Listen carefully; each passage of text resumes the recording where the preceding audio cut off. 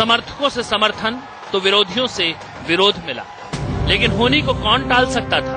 समय चक्र को कौन रोक सकता था? वक्त का पहिया ऐसी जगह आकर रुका कि नारा सच हो गया।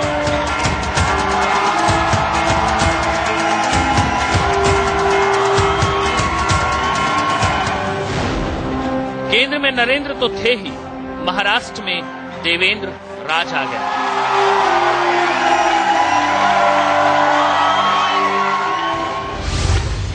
महाराष्ट्र में इतिहास करवट लेगा और कमल खिलेगा, ये किसने जाना था? फिर भी भारतीय जनता पार्टी महाराष्ट्र की सत्ता पर विराजमान होगी, इसमें भले संदेह रहा हो, लेकिन अगर सरकार बनी तो मुख्यमंत्री देवेंद्र फडणवीस होंगे, इसमें समूचे महाराष्ट्र को कोई संदेह नहीं था। और इस यकीन की वजह थी नरेंद्र मोदी की वो खुले मंच से तारीफ, जिसके हर शब्द में देवेंद्र थे। महाराष्ट्र को बहुत बड़ी भेंट सौगात दी है, वो भेंट सौगात का नाम है देवेंद्र फडणवीस।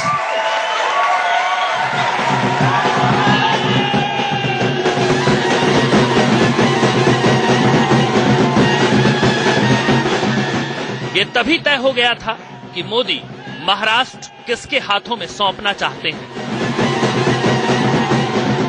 ऐसा सक्रिय विधायक, एक जनप्रतिनिधि की सक्रियता क्या होती है,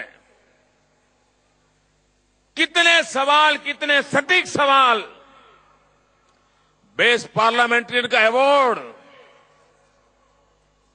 और इतना ही नहीं, महाराष्ट्र के सबसे ज्यादा घोटालों को जनता के सामने खुले में लाने का अगर सफल प्रयास किसी ने किया है तो देवेंद्र फडणवीस ने किया है। एक सच्चे जनप्रतिनिधि ने कहा है, जितनी बधाई मैं देवेंद्र जी को देता हूं, उससे ज्यादा देवेंद्र को जनप्रतिनिधि बनाने वाले नागपुर की जनता को देता हूं। महाराष्ट्र की सियासत में सत्ता के शिखर तक पहुंचे देवेंद्र फडणवीस में ऐसा क्या है जिसकी तारीफ में मोदी ने शब्दों की छड़ी लगा दी?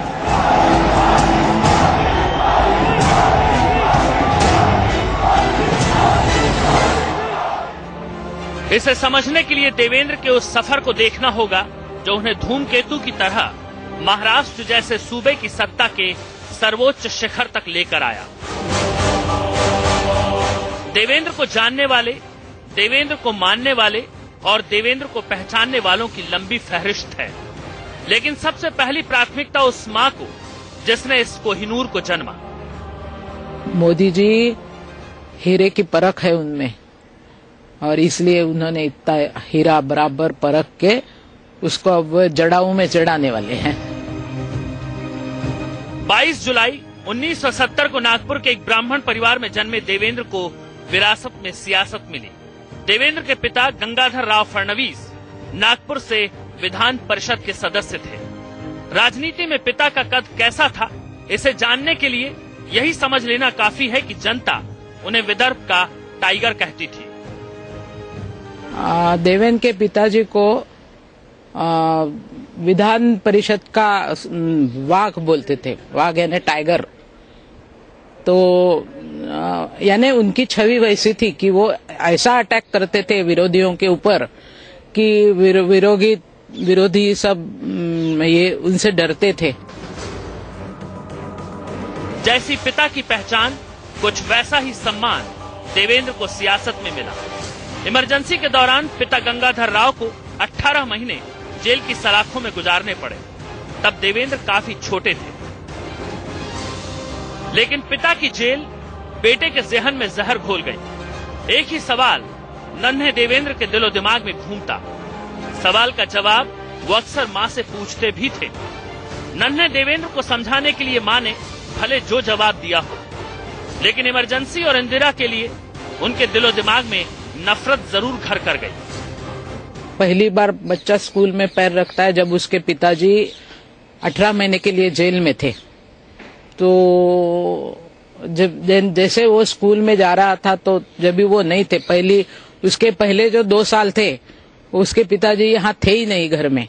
वो तो सेंट्रल जेल में थे, नागपुर सेंट्रल जेल में, लेकिन उसको पिताजी से बहुत लगाव था अपने। तो उसको ये चीज बहुत खटकती थी कि मेरे पिताजी को इंदिरा गांधी ने जेल में क्यों डाला, मेरे पिताजी तो इतने अच्छे हैं, फिर उन्होंने ऐसा क्या किया कि इंदिरा गांधी ने उनको जेल में डाला। तो वो जो मन में कुछ तो भी एक ठिनगी जब से पड़ गई, तब से था कि ये कुछ उसके मन में होता होगा कि ये सब ठीक नहीं है। शायद उसी नफरत का नतीजा था कि देवेंद्र ने इंदिरा कॉन्वेंट स्कूल से अपना नाम कटवा लिया।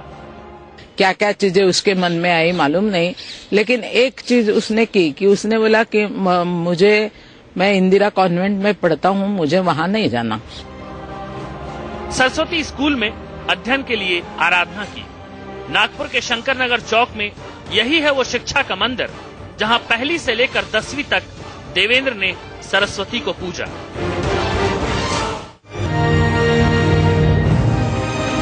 बचपन से अनुशासित और बेहद शांत प्रवृत्ति के देवेंद्र किताब और कलम से जितना प्यार करते थे, उन्हें उतनी ही मोहब्बत खेल के मैदान से थी। गुड स्टूडेंट, स्पोर्ट्स पढ़ाई दोनों में इक्वल वो ध्यान देते थे। We know him in the school up to 10th class. He was a very good student, very well behaved student, and all students were very happy with him. पानी की बोतल और बस्तों के दिन बीते तो कॉलेज में दाखिला लिया और नागपुर के लॉ कॉलेज से देवेंद्र ने कानून की पढ़ाई की। कक्षा 12वीं के बाद देवेंद्र ने लॉ की डिग्री हासिल की। करीब 5 वर्षों तक देवेंद्र फडणवीस इसी कॉलेज में पढ़ते रहे और देवेंद्र फडणवीस जब 5 साल यहाँ थे तो कई ऐसी यादें इस कॉलेज से जुड़ी हैं और कई ऐसी बातें इस कॉलेज से जुड़ी है। यहाँ का लेक्चरर स्टाफ भी बताता है कि देवेंद्र बहुत नम्र और बहुत ही अनुशासन को मानने वाले व्यक्ति के रूप में, स्टूडेंट के रूप में माने जाते थे। देवेंद्र ने कानून की डिग्री यहाँ प्राप्त की और इसके बाद वे राजनीति में पूरे तरीके से, पूरे जोर शोर के साथ कूद पड़े और उसके बाद वे मेयर बने नागपुर शहर के। राजनीति के ककहरे की शुरुआत कॉलेज के इन्हीं दिनों से हुई और देवेंद्र अखिल भारतीय विद्यार्थी परिषद के सदस्य बन गए। विद्यार्थी रहते हुए देवेंद्र ने सियासत के जरिए समाज को बदलने का संकल्प लिया। शुरुआत अकेले की, लेकिन जल्द ही अपने पीछे नौजवानों की भीड़ जुटा ली, जिन्होंने देवेंद्र को बचपन से बड़ा होते देखा। दोस्त जिनके साथ देवेंद्र का ज्यादा वक्त बीता, वो कहते हैं देवेंद्र बेहद शरारती थे। बचपन से ही देवेंद्र जी में नेतृत्व क्षमता और सामाजिक दायित्व का जो भान हम कहते हैं, वो बचपन से हमने देखा हुआ है। उसके साथ ही बड़े शरारती भी थे। मुझे एक किस्सा याद है, ये उनके पास तब जीप थी, तब नए नए नगर सेवक बने थे, 91-92 की बात होंगी। तो उनके घर में उनसे शाम को मिलने गए, तो जैसे अभी शशांक जी ने कहा कि चलिए चाय पी के आते हैं, मुझे ऐसे बोले चाय पी के आते हैं, चलिए। हम निकले और जाते जाते हम जबलपुर पहुंच गए। बाद में फिर बोले कि रास्ते में कि हम जबलपुर जा रहे हैं और हमने आपको झूठ बोला था चाय पीने जा रहे करके। पढ़ाई वगैरह तो करता नहीं था, ज्यादा उछल कूदे करता था। उसको पढ़ाने के लिए एक टीचर मैंने रखा था। वो टीचर आया कि वो टेबल के नीचे जाके घुस जाता था और वो टीचर भी इतना अच्छा था, इतना वो भी टेबल के नीचे जाके उसको मनाता था कि बाहर आओ तुम, ऐसा नहीं, मैं तुमको कुछ नहीं कहूंगा, कुछ नहीं बोलूंगा, अच्छे से अपन ये करेंगे, मैं आपको कहानी बताता हूँ, ये करता हूँ, वो करता हूँ। लेकिन बहुत सारा मनाने के बाद ये बाहर आता था टेबल के नीचे से। सदा वत्सले मातृभूमे। स्वामी विवेकानंद के दर्शन से प्रभावित देवेंद्र फडणवीस समाज के लिए कुछ करना चाहते थे। इसके लिए वो शुरुआत में संघ से जुड़े। सुखं वर्धितो हम। संघ की शाखाओं से समाज को समझा और सियासत की शुरुआत की। बीजेपी की महाराष्ट्र इकाई से जुड़े और वार्ड अध्यक्ष बने। ये साल था 1989 का।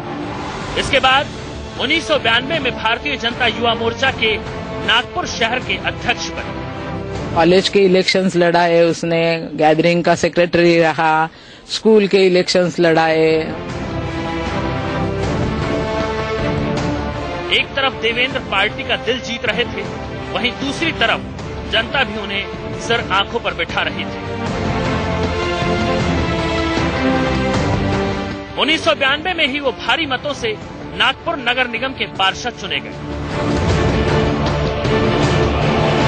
इस दौरान देवेंद्र के पास महज 21 बसंत देखने का अनुभव था। 2 साल बाद ही 1994 में देवेंद्र को पार्टी ने भारतीय जनता युवा मोर्चा की महाराष्ट्र इकाई का वाइस प्रेसिडेंट बना दिया। फिर 1997 में देवेंद्र को दोबारा निगम पार्षद के लिए चुना गया। उसी साल देवेंद्र फडणवीस को नागपुर नगर निगम का मेयर बनाया गया।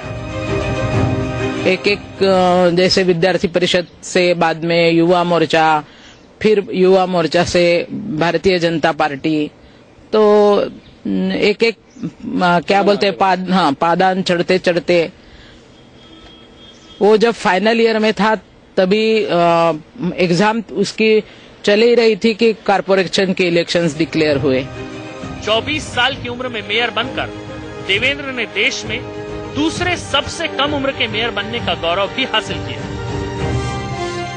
कहते हैं देवेंद्र को नागपुर का मेयर बनाने में पूर्व बीजेपी अध्यक्ष नितिन गडकरी की महत्वपूर्ण भूमिका रही।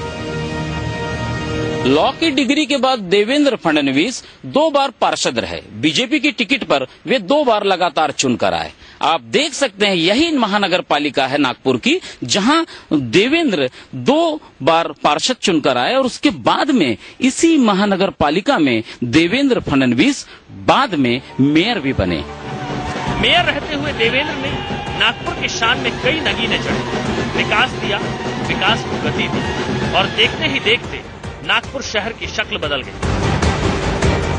शहर के सपनों ने जैसे जैसे आकार लिया, जनता के दिलों में देवेंद्र जगह बनाते चले गए। जनता से दिलों के जुड़ाव की जुगलबंदी ऐसी जमी कि देवेंद्र ने फिर पीछे मुड़कर नहीं देखा।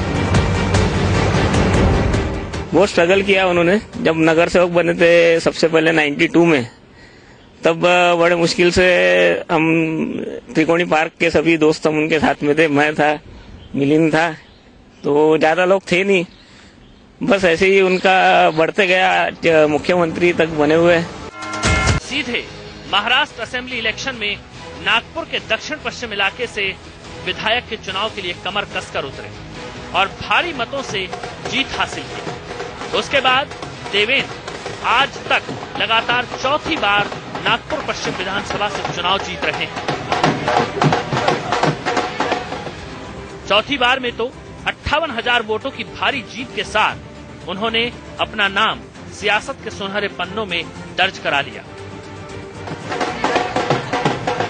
विधायक रहते हुए देवेंद्र ने सत्ता में विराजमान लोगों की करतूतों का भांडाफोड़ कर खूब नाम कमाया। महाराष्ट्र के बहुचर्चित सिंचाई घोटाले को सामने लाने में देवेंद्र फडणवीस की बड़ी भूमिका है। मान्य करून की या ठिकाणी गडबड आहे, घोटाळा आहे हे मान्य करून देखील सभागृह में देवेंद्र का जो बर्ताव है या उसका कामकाज करने का जो ढंग है, उसका जो अभ्यास है और सभी उसको कानून की बहुत अच्छी जानकारी है, उसका इस प्रभाव से वो सामने वाले को बिल्कुल ठंडा कर देता है।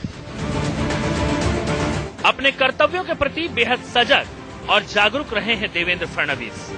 जिम्मेदारी को समझना और उसे निभाना देवेंद्र जैसे नेता से सीखने लायक है। 4 बार विधायक रहे, लेकिन कभी विधानसभा सत्र में गैर मौजूदगी दर्ज नहीं हुई। कहते हैं जब उनकी दादी का निधन हुआ तो अंतिम संस्कार के तुरंत बाद विधानसभा सत्र में भाग लेने पहुंच गए। ये बात हो सकता है कम महत्वपूर्ण हो, लेकिन देवेंद्र को जानने और समझने के लिए ये उदाहरण बड़ा और बेहद जरूरी है। प्रधानमंत्री ने बहुत नजदीक से देवेंद्र को देखा है कि देवेंद्र इतना सिंपल आदमी, उसको किसी बड़े यानी बड़प्पन या बड़े जाओ या ये वो ऐसा कुछ नहीं, सीधा साधा रहना, सीधा साधा सब ऐसा काम है। पहले 2009 के गुजरात के इलेक्शन में 1 महीना उसने काम किया है, गुजरात में था वो, और बाद में अब महाराष्ट्र में जब इलेक्शंस हुए, जब लोकसभा के हुए, जब भी मोदी जी के साथ महाराष्ट्र में भी वो था, फिर विधानसभा के हुए जब भी था। उधर जनता का प्यार मिला तो पार्टी ने भी जिम्मेदारियां देकर भरोसा जताया। साल 2001 में उन्हें पार्टी ने और बड़ी जिम्मेदारी दी और वो भारतीय जनता युवा मोर्चा के राष्ट्रीय उपाध्यक्ष बनाए गए। साल 2010 में उन्हें महाराष्ट्र बीजेपी का जनरल सेक्रेटरी बनाया गया और साल 2013 में बीजेपी अध्यक्ष राजनाथ सिंह ने उन्हें सुधीर मुंगंटीवार की जगह महाराष्ट्र बीजेपी का अध्यक्ष बनाया। महाराष्ट्र में सुधीर मुंगंटीवार बड़ा नाम थे। उन्हें नितिन गडकरी जैसे कद्दावर नेता का समर्थन हासिल था। बावजूद इसके देवेंद्र फडणवीस को महाराष्ट्र बीजेपी की कमान सौंपी गई। इसके पीछे वजह थी और वजह खुद देवेंद्र फडणवीस की वो युवा छवि थी जो बीजेपी के कार्यकर्ताओं के बीच लोकप्रियता के सारे मानदंडों को तोड़ रही थी। दरअसल मोदी की केंद्र में मजबूत सरकार बनने के बाद बीजेपी के लिए महाराष्ट्र विधानसभा चुनाव में सत्ता के करीब पहुंचना और उसे हासिल करना नाक और साख की लड़ाई थी। विरोधी मोदी लहर की अग्नि परीक्षा ले रहे थे। केंद्र में बैठी मोदी और शाह की जोड़ी ने इस चुनौती को गले लगाया और मिशन महाराष्ट्र में जुट गए।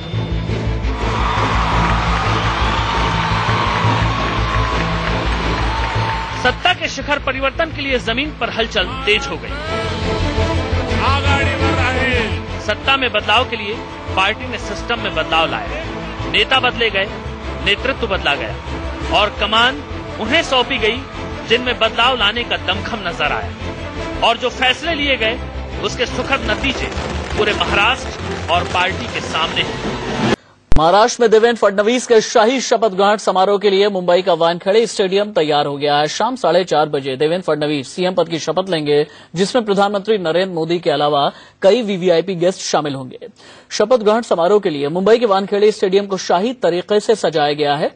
जिस मंच से फडणवीस शपथ लेंगे उसे जाने माने आर्ट निर्देशक नितिन देसाई ने तैयार किया है। मंच पर महाराष्ट्र की प्राचीन और आधुनिक झलक दिखाई जाएगी।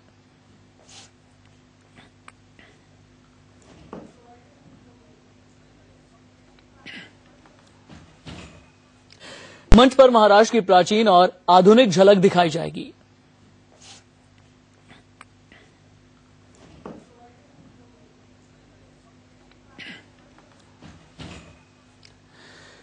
वानखेड़े स्टेडियम शाही शपथ ग्रहण के लिए पूरी तरह से तैयार है। शपथ ग्रहण से ठीक पहले इंडिया न्यूज वानखेड़े स्टेडियम पहुंचा। वानखेड़े स्टेडियम को पूरी तरह से सील कर दिया गया है। अंदर जाने की सिर्फ चुनिंदा लोगों को ही इजाजत होगी, लेकिन इंडिया न्यूज संवाददाता अभिषेक शर्मा अंदर पहुंचे। शाही शपथ के लिए तैयार वानखेड़े स्टेडियम के अंदर से अभिषेक शर्मा की ये एक्सक्लूसिव रिपोर्ट देखिए। महाराष्ट्र में बीजेपी का पहला मुख्यमंत्री बनने जा रहा है देवेंद्र फडणवीस। आज शपथ लेंगे।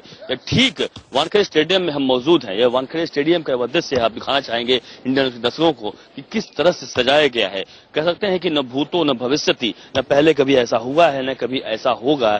इस तरह का यहाँ पर एक शपथ समारोह इस मुंबई के वानखेड़े स्टेडियम में, विशाल का स्टेडियम में रखा गया है, जहाँ पर करीबन 35 से 40 हजार लोग इसमें हिस्सा लेंगे। जो इसमें तमाम वीवीआईपीज होंगे, चाहे वो उद्योगपति के जगत के लोग हों, चाहे वो फिल्म जगत के लोग हों, चाहे वो नेता जगत के लोग हों, हर तरह के लोग यहाँ पर आएंगे और इसमें भाग लेंगे। इसको दिखाने का मकसद साफ है कि बीजेपी ये दिखाना चाहती है कि महाराष्ट्र में जिस तरह से पहली बार सरकार बीजेपी की आ रही है, तो इस तरह से यहाँ पर समारोह किया जाए कि हमेशा लोग इसे याद करें, यादगार हमेशा बना रहे। देख सकते हैं ठीक सामने यह वही स्टेज है जहां पर देवेंद्र फडणवीस आज महाराष्ट्र के मुख्यमंत्री का शपथ लेंगे। उनके साथ में 10 और लोग यानी 9 और लोग शपथ लेंगे। टोटल 10 लोगों का मिनिस्टर होगा, जिसमें से 2 लोगों को राज्य मंत्री का दर्जा दिया जाएगा और 8 लोग कैबिनेट मिनिस्टर का शपथ लेंगे। और देख सकते हैं ठीक सामने यह वही जगह है जहां पर नरेंद्र मोदी बैठेंगे। साथ ही ठीक जो गुलदस्तों का जो सजाया गया टेबल, वहां पर राज्यपाल और साथ ही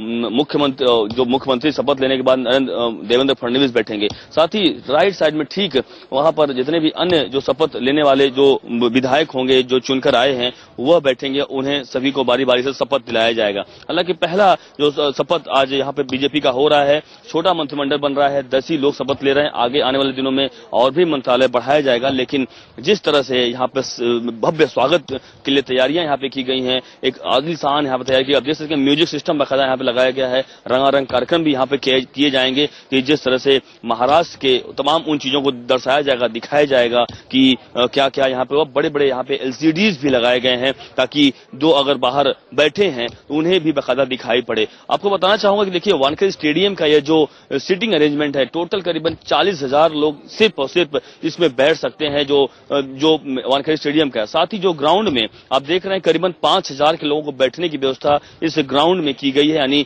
इस जो VIPs लोग जो आएंगे उनके बैठने की अलग से व्यवस्था इस ग्राउंड में की गई है। तमाम जगहों पर बाकायदा बैरिकेड्स लगाए गए हैं क्योंकि बहुत ज्यादा VIPs आने वाले हैं, खुद प्रधानमंत्री मौजूद रहेंगे नरेंद्र मोदी, इसलिए सिक्योरिटी के 4 लेयर की व्यवस्था की गई है। जहां से भी कोई अगर आना होगा तो 4 बार उसको चेकिंग होगी, उसके बाद वह अंदर आ सकता है। तो जिस तरह से यहाँ पे समझ सकते हैं कि व्यवस्था बहुत ज्यादा चुस्त और दुरुस्त की गई। आप देख रहे हैं बड़े बड़े कटआउट्स अंदर लगाए गए हैं, अमित शाह के लगाए गए हैं, लालकृष्ण आडवाणी के लगाए गए हैं, नरेंद्र मोदी के हैं, अटल बिहारी वाजपेयी जी के हैं, साथ ही दूसरी तरफ और लोगों के पोस्ट लगाए गए हैं। तमाम जगह जगह जो देखिए अलग अलग स्टैंड्स जो बने हुए हैं उस स्टैंड्स में भी लोग बैठेंगे, यानी पूरी तरह से जो यह स्टेडियम है खचाखच भर जाएगा जब 4:30 बजे शपथ समारोह की शुरुआत होगी। अब समझ सकते हैं कि यहाँ पर पैर रखने की जगह नहीं होगी, ऐसा बीजेपी के तमाम नेताओं का कहना है और जाहिर सी बात है कि इसके लिए भारी संख्या में बहुत ज्यादा तैयारियां की गई। आप देख सकते हैं कि प्रमोद महाजन हो या गोपीनाथ मुंडे हो, तमाम में से जो नेता हैं वो सभी लोगों के कटआउट्स लगाए गए हैं अंदर। जरूर सिक्योरिटी और हर तरीके की बहुत ज्यादा यहाँ पे ध्यान रखा गया है कि कहीं भी कोई गड़बड़ी ना हो, और इसीलिए जैसा मैंने कहा कि जो यह बीजेपी के जो नए मुख्यमंत्री बनने जा रहे हैं देवेंद्र फडणवीस, वो शपथ इस तरह से होने जा रहा है, समारोह इस तरह से होने जा रहा है कि न भूतो न भविष्यति, कभी ऐसा पहले कभी न हुआ है न कभी ऐसा होगा। इस तरह का एक समारोह इस मुंबई के वानखेड़े स्टेडियम में हो रहा है। कैमरामैन स्वप्निल के साथ अभिषेक शर्मा, इंडिया न्यूज, मुंबई। अभिषेक शर्मा सिर्फ वानखेड़े स्टेडियम के अंदर तक ही नहीं पहुंचे बल्कि उस स्टेज पर भी पहुंचे जहां से फडणवीस और उनके कैबिनेट के लोग मंत्री पद की शपथ लेंगे। जिस मंच पर प्रधानमंत्री मोदी और दूसरे VVIP बैठेंगे, वहां से अभिषेक की ये रिपोर्ट देखिए। हम इस वक्त उस स्टेज पर मौजूद है जहां पर देवेंद्र फडणवीस शपथ लेंगे।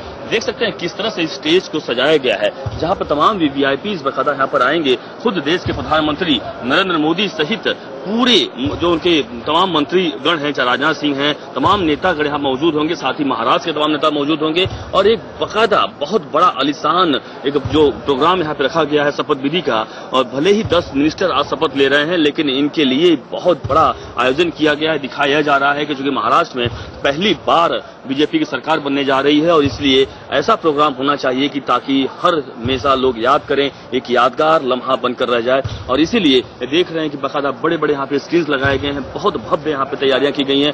पीछे जब शपथ होता रहेगा तमाम महाराष्ट्र के उन तमाम चीजों को दिखाया जाएगा जो महाराष्ट्र के जिसके लिए प्रसिद्ध है। तमाम मराठी बाणा भी यहाँ पे किया जाएगा, यानी मराठी अस्मिता को भी बकायदा यहाँ पे ध्यान रखा जाएगा। अब देख सकते हैं कि यहाँ पे बकायदा VVIPs के बैठने के लिए कम से कम 100 से 150 चेयर यहाँ पे लगाई गई हैं ताकि लोग यहाँ बैठ सकते हैं। साथ ही ये जो जगह देख रहे हैं यहाँ पर ही वो मुख्यमंत्री देवेंद्र फडणवीस, साथ ही उनके जो 10 मिनिस्टर हैं वह शपथ लेंगे। साथ ही उस जगह पर राज्यपाल बैठेंगे, साथ ही जब मुख्यमंत्री पद की शपथ लेने के बाद देवेंद्र फडणवीस बैठेंगे। आप देख सकते हैं कि अंतिम तैयारियों को जो अंतिम रूप दिया जा रहा है, ठीक उस तरफ प्रदेश के प्रधानमंत्री नरेंद्र मोदी, साथ ही उनके साथ आए जितने भी VIPs लोग होंगे वह बैठेंगे। ठीक सामने आपको मैं दिखाना चाहूंगा कि किस तरह से आप देख सकते हैं सामने के दृश्य, कितना विहंगम दृश्य दिख रहा है। यह वानखेड़े स्टेडियम जहां पर अब तक आपने मैच होते हुए देखा होगा, लोगों खिलाड़ियों खेलते हुए देखा होगा, लेकिन आज इस मैदान में राजनीतिक खिलाड़ी खेलेंगे, यानी राजनेता भी खेलेंगे और वह शपथ लेकर पूरे महाराष्ट्र को अब वह याद करेंगे, क्योंकि जाहिर सी बात है कि अब उनका बड़ी जिम्मेदारी होगी कि महाराष्ट्र के लोगों को याद किया जाए। इसीलिए सामने ठीक बड़े बड़े VVIPs जो आएंगे उनको भी बैठने की अलग अलग व्यवस्था की गई है। ठीक सामने जो स्टेज पर करीबन 5,000 जो यहाँ पे देख रहे हैं कुर्सियां लगाई गई हैं और ऐसे पूरे स्टेडियम में पहले से ही 35-40 हजार लोग बैठ सकते हैं। आप ये समझ सकते हैं अंदाजन की करीबन 50,000 के आसपास, अगर हम कहें गलत नहीं होगा, 50,000 के आसपास यहाँ पे लोग बैठेंगे और यहाँ पर उसमें लोग भाग लेंगे। यानी साफ है कि पूरी तरह से ये जो प्रोग्राम किया जा रहा है यह बहुत एक भव्य प्रोग्राम किया जा रहा है और इसमें तमाम लोग भाग लेने जा रहे हैं। स्वप्न के साथ अभिषेक शर्मा, इंडिया न्यूज, मुंबई। जिस मंच पर आज देवेंद्र फडणवीस शपथ लेंगे उसको जाने माने आर्ट डायरेक्टर नितिन देसाई ने तैयार किया है। नितिन देसाई बड़े बजट की फिल्मों का सेट डिजाइन करते हैं। आखिर सियासी मंच तैयार करने से पहले उनके मन में क्या चल रहा था, ये जानने की कोशिश की इंडिया न्यूज संवाददाता सत्य प्रकाश ने। वानखेड़े स्टेडियम को दुल्हन की तरह सजाया जा रहा है और इस सजावट करने वाले आर्ट डायरेक्टर नितिन देसाई ने किया है, जो कि भव्य सजावट की गई है। सर, किस तरह से सजावट की जा रही है, अंदर किस तरह से बनाए जा रहे हैं? प्राचीन महाराष्ट्र से आधुनिक महाराष्ट्र ये थीम है हमारी, और जो ऐतिहासिक लोकेशन है वानखेड़े स्टेडियम, जहाँ पे कैपेसिटी 30-35 हजार के ऊपर बोली जा रही है, और उसी को ध्यान में रखते हुए इसको 150 फीट बाय 30 फीट की ह्यूज एलईडी यहाँ पे लगाई गई है, जिसमें महाराष्ट्र के प्राचीन संस्कृति का लोगों के सामने पेशकश की जाएगी। और सबसे बड़ी बात जो आशीष शेलार जी और विनोद तावड़े जी ने जब इस संकल्पना के बारे में मेरे को कहा, और जहां पे देवेंद्र फडणवीस जी जो भावी सीएम है, उनका एक कंट्रीब्यूशन था कि उन्हें प्राचीन महाराष्ट्र को आधुनिक महाराष्ट्र तक जोड़ना था। और जिस महाराज ने जिन्होंने पहली बार स्वराज्य निर्माण किया और पहली बार कॉरोनेशन हुआ था, उस शिवाजी महाराज को नमन करते हुए प्रतिमा यहाँ पे थ्रेडी के माध्यम से, एलईडी के माध्यम पे लोगों के सामने रखी जाएगी, और उस राजा को नमन करते हुए आज के राजकर्ता उसके सामने शपथ लेंगे। ये एक बहुत बड़ी और बहुत ही हर कार्यकर्ता, हर यहाँ के लोगों के लिए बड़ी बात होगी। चलिए सीधे मुंबई के वानखेड़े स्टेडियम का रुख करेंगे। मेरे सहयोगी अभिषेक शर्मा मेरे साथ मौजूद हैं। अभिषेक, मुझे ये बताइए अभी क्या कुछ चल रहा है, तस्वीरों के सारे हमें दिखाइए कि क्या कुछ देख पा रहे हैं आप, कौन कौन लोग अभी तक पहुंचे हुए हैं? देखिए राशिद, लगातार लोगों का जो आने का सिलसिला अब शुरू हो चुका है। ठीक अब करीबन कह सकते हैं कि 2 से ढाई घंटे के बाद शपथ समारोह शुरू हो जाएगा, और जो कह सकते हैं महाराष्ट्र में पहला बीजेपी का मुख्यमंत्री देवेंद्र फडणवीस शपथ लेंगे, और बाकायदा नरेंद्र मोदी की मौजूदगी में तमाम ऐसे बड़े बड़े वीवीआईपी मौजूद होंगे। जब नरेंद्र मोदी की मौजूदगी में बाकायदा देवेंद्र फडणवीस शपथ लेंगे, साथ ही उनके साथ में 9 और लोग शपथ लेंगे, जिसमें 2 राज्य मंत्री होंगे, शपथ लिया जाएगा, साथ ही 8 अन्य लोग होंगे। तो जाहिर सी बात है कि छोटा सा मंत्रिमंडल जरूर हो रहा है, यानी 42 लोगों का मंत्रिमंडल महाराष्ट्र में वैसे अमूमन होना चाहिए आंकड़े के हिसाब से, लेकिन आज पहले जब शपथ लिया जाए 10 लोग ही शपथ ले रहे हैं, उसके बाद आगे का मंत्रिमंडल विस्तार जरूर किया जाएगा। लेकिन आज का देखिए एक बड़ा भव्य प्रोग्राम करवाया जा रहा है, जिसमें कि साफ दिखाने की कोशिश की जा रही है कि कभी भी ऐसा प्रोग्राम, कभी भी ऐसे शपथ विधि समारोह मुंबई में या महाराष्ट्र में कभी नहीं हुई होगी। ऐसा समारोह इस तरह का किया जा रहा है, जिसके लिए बड़ी संख्या में बाकायदा यहाँ पर तैयारियां की गई है। और ठीक पीछे देख सकते हैं, बाकायदा से कहूंगा थोड़ा दिखा सके तो अपने हम इस वक्त देख, पुलिस की भारी संख्या में यहाँ पर तैनाती की गई है। देखिए राशिद, जितने भी लोग यहाँ पे आ रहे हैं, वीवीआईपी लोग हों या पब्लिक हो, सभी की बाकायदा गहन तलाशी की जा रही है। 4 लेयर सिक्योरिटी रखी गई है। कारण साफ है कि प्रधानमंत्री प्रधानमंत्री नरेंद्र मोदी, साथ में अन्य तमाम लोग यहाँ पर मौजूद होने वाले, राजनाथ सिंह रहेंगे, तमाम अन्य मिनिस्टर्स रहेंगे, इसलिए फिल्म जगत के लोग, तमाम लोग रहेंगे, उद्योगपति लोग रहेंगे। तो जाहिर सी बात, सुरक्षा के बहुत ज्यादा इंतजाम किए गए हैं। जितने भी वीवीआईपी, जैसा कि हमने आपको रिपोर्ट में दिखाया वॉक थ्रू में, जितने भी वीवीआईपी हैं बाकायदा उनको मैदान में बैठाया जाएगा, यानी नीचे बैठाया जाएगा, और जितने भी नरेंद्र मोदी के साथ में जो अन्य मिनिस्टर्स रहेंगे वह बाकायदा ऊपर मंच पर बैठेंगे। और कुछ अन्य वीवीआईपी से जानकारी यह मिली है कि कुछ फिल्म जगत के लोग और कुछ उद्योगपति भी मंच पर बैठ सकते हैं, हालांकि उनके नाम की अभी तक ऐलान नहीं किया गया है। लेकिन जाहिर सी देखिए, जैसे मैं यहाँ पे लगातार देख रहा हूं कि तैयारियां बहुत ज्यादा बड़े भव्य पैमाने पर की गई, और पूरी जो यहाँ पे जब देवेंद्र फडणवीस जब शपथ लेंगे, पूरा वानखेड़े स्टेडियम कहें हम, वानखेड़े स्टेडियम के अलावा मुंबई के तमाम ऐसे जगह जहां पर कमल खिलते हुए दिखाई देंगे, आतिशबाजियां होंगी, लोग डांस करेंगे, मिठाइयां बांटी जाएंगी, तमाम ऐसे अच्छी तैयारियां कह सकते हैं पूरे मुंबई नहीं पूरे महाराष्ट्र में की गई है। हर जगहों पर बीजेपी कार्यकर्ता जो यहां नहीं पहुंच पा रहे हैं, उनको देखने के लिए, उनको दिखाने के लिए शपथ विधि किस तरह से हो रहा है, तैयारियां हर जगहों पर की गई है। चलिए, बहुत शुक्रिया अभिषेक शर्मा इस तमाम जानकारी के लिए।